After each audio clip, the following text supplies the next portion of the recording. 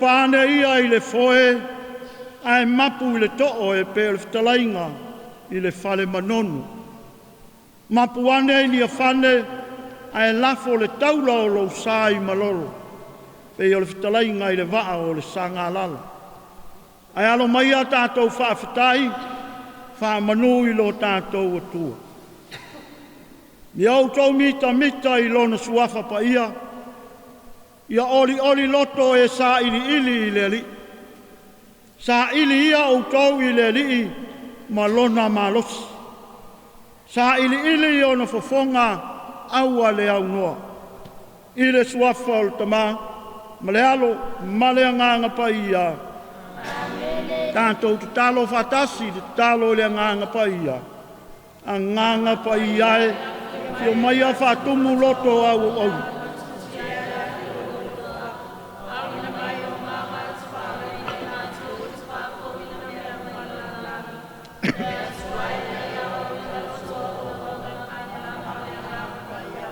Ia alfa mai a te i mātou se mātou maua le poto, mai le nala wanganga, ma le fia lau sosoani mai, ono Jesu Keriso lo mātou wari.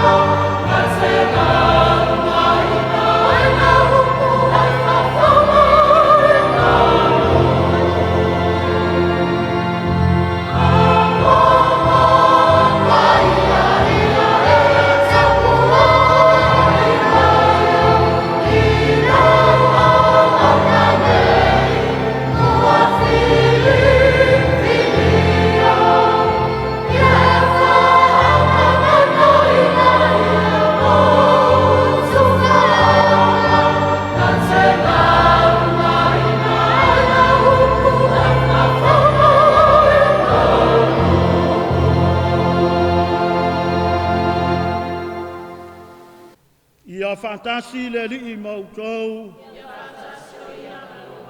Folanga le tala le leia le li mai le vangalia pa ia a mataio.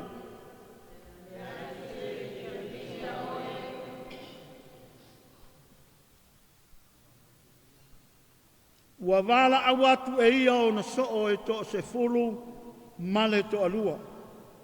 O na tu watu le e ia te ilatou le pule ia nganga le anga. Ina ia tutuli ia te ilatou. Ma whamalo lo i mai uma, ma mai ti ngā uma. O i ngoa nei o le awa apostolo e to se fulu ma le to alua. E mua Simone i ngoa i a Peteru, ma ani te rea lo nauso. O Iakopo le atali i o Sepetaio, ma Ioane lo nauso. O Filipo ma Patolomaio. O Toma ma Mataio le au la fonga. O Iakopo le atali o Alfaio ma Tātaio. O Simone le Kanana ma Iuta le Sekara. O ia foi na whaalata i atei. Wa awina atu a Yesu le nei to se fulu ma le to alua. Wa ia fetala iatu i atei latou. Aua tau te ui i ala o nu ese. Aua fo i tau te o atu se ai o Samaria. Ai le leo nau tau atu i ma moe o le ainga o Israelu ua leiloa. Au tau o i au tau tala i atu. I a whape atu ua lata mai le malo le langi. o le tala lelei a le alii.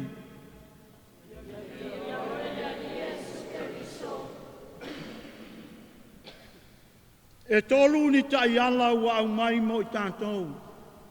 E ala i le evangalia o le nei aso. Mua mua, vala awin. Lua, tu uinatu. Tolu, o fautuanga ma tima inga. O le vala au, o le awala ua momoli mai ai se fe au taua. Ua moomi ai se tasi. A vala awina oe, ua tā ua oe. Ua amana ia oe, ua moomia oe, i se fe au taua. Na vala au e Yesu le toa se fulu ma le toa lua, o apostolo. Ua mana o mia i la tau mo le ngā ruenga o le tala lelei. E o e tālai le tala o le malo le atua. O le whiau lea mo i lantou, e tatau o na o e whai. Ua tu inatu, ua whaai e Yesu le pule le wa apostolo, lantou te tu lia i a nganga leanga. Ma wha malo lo i mai uma, ma mai ti ngā uma. O le mana lea, na tu ina Yesu i a i lantou, e whai ai le ngā ruenga, o le mea mauti noa. E le mawhai e le awa apostolo, o na whaatino le ngā ruenga. Pe ana le tu ina Yesu le pule, ma le mana e whai ai le ngā ruenga. O le taiala muri muri, o le whautuanga. O le whautuanga, e whaamanino ai la sanga ese ese, e whaatino ai le ngā ruenga, ma le vala awini. A le ai se whautuanga, e le ai se whaamalos, e whai ai le ngā luenga, ma le mauti noa i a le lei, ma atoa toa. O le whautuanga Yesu i lona ua apostolo, ina ia sao ma le lei, na whaatinoina le ngā luenga. Whetalai Yesu, aua tau te ui ala o nuese. Aua fo i tau te o atu i a aio Samaria. Ai le leo no tau o i ma moe o le ainga o Israelu. Ua leilo. O le whautuanga lea, ma le tima inga lea Yesu le au apostolo. O no le a fau fau atu, e tā lai ma whaatino le whinga ngalo o le ri. Whai mai a ia, aua lava ne i tau o, i ala o nuese. Ai se a, au a o nuese, ua ola whapaupau, ua ola e le talitonu ma le whaatuatua i le tua. Ua ola e le talitonu i a Yesu, ma lana tala le lei. Whai mai aua, tau te o i ala o nuu o Samaria. Ai se a, aua e tasi le nuu, ua talitonu lava la tau i a i la tau. Ua le talitonu i a Yesu, ma le ngā luenga whaola. Le ala lea na whautu ai, ma tima i a Yesu na o apostolo. Aua la tau te o i alalu esu. Aua la tau te o atu i a aio Samaria. Ai whai mai a ia, i au tau wōlava i mā moe o le ainga o Israelu o leilo. O le ute, ma le a ano lea o le valawina o le o apostolo. O e mo moli le whiau, mo moli le tala le lei i tangata Israelu. A wana ana tā ua lava o le nuu o le atua, wa uma na osi whia ngainga ma le atua. Ai le talitonu ma whātua tua fo Israelu i le atua. E le fia whalongo, e le fia usitai fo Israelu i le atua. Le ala lea ua lātou furi tua ai mau ese. Le ala lea ua lātou fia whaalongo ai. Le tua lalo ma le tua mamusu o le tala le lei. A ua fuli mai o lātou tua. Ua pēr ma le fia. E tāpua ai maifo i a tua whapaupau ma tua mamate. Le ala lea anu. Whetalai mauti noa ai Yesu ilo na wa apostolo. I auto wo lava i ma moe o Israelu ai leilo. Sa moa ma le pureanga. Te le ai tātou o lo se le wā maoa. Te le ai tātou o lo lei lo loa i le tala le lei. E leo fia whaalongo i le tala le lei. E leo fia usitai i le tala le lei. E leo whaatua tua i le tala le lei. A o le whaamanatu i le so. Ma le whiau tau mo le moli le a fia pa ia le atua. E ao ia i tātou. O na tātou talitonu. Ma whaatua tua ia Jesu. A uia lava o le tala le lei. Wa wina mai e le tua mo i tātou. Ina ia whaola ina i tātou. Ia te ute ma whaiwa ma whiau o le nei asu. Tau loto inga o le nei vai asu. Tai ta ina pēr le tua loutou soi fua ngā rurua e ma le tātou o lau au na ia te ia. Ma ia tātou whaia mea uma ma le talitonu ma le whātua tua. Wa uma na umai ai tātou le wāla au e ala ilo tātou baptisonga. Wāla uli ai tātou o whanau a le tua. Wāla uli ai tātou o tupu perofeta maosi tāulanga. Wa uma foi o le tu umai ai tātou. O le pule ma le malosi tātou te whai aire au nang e ala i le kōwhiri māsio. A ve ai tātou o fita tau ma mori mau wha maoni a le atua. Tātou te tau ai ma le whiri. Tātou te te aile ti Apollo. Ma vai inga o le lalolangi. Ai tātou turi matai le anga le lei ma le tala le lei alo tātou atua. Le a whau a whau tuaina i tātou. E ala le a whionga pa ia le atua i le nei asu. Ia whape nā. O na tātou o pēr, i ta ngata o tātou a inga ua lei loa. Mua i whaatala le lei oe ma lau a inga, o lau whanau, o na ma whai leo na i whaatala le lei a isi tangata. Pē a whai tātou te tali tonu, ma muri pēr i le tala le lei, a lo tātou atua. O le wala wina, o le tuina atu, o le whautuanga, o ta i ala ia mo tātou tofi mo tātou tiuke.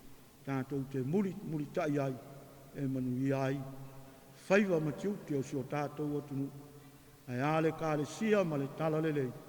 Tai nane le malo ma le atunu. I le suafo o tama le alo ma le nganga pa ia. Tau o le whaatua tua. Lo ua tuae o te whaatua tua. Tau uma o le whaani mailo i ka le sia. Lona oe na e whaali a teia. A wā oi te le maset. Tau o le whaalango lango.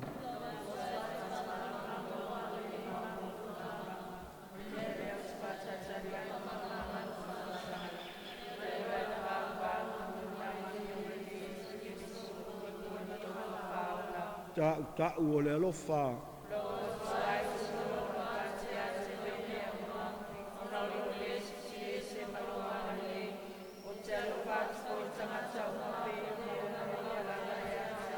Le ngalo fo ia i tātou le whautu o te talo ma le tua lalo le tātou tina pa ia o mania tātou wala au ia te ia ianga kalasia mo Samoa ma le pureanga mai tātou umatai tō tasi ia e manatu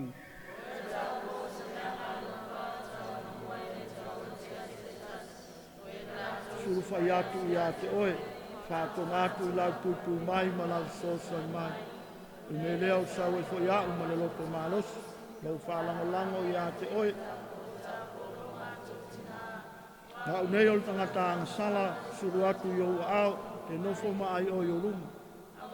Te mai au tau talonga, o el ti ngā o le atua, ia elo wha mai. Ia whantasi le li i mautou. Ia whaifo mai langi whaamanuianga le atua mo Samoa, ma le purianga mai tātou uma, i le suafa o le tamā. Le alo, male nganga pa ia.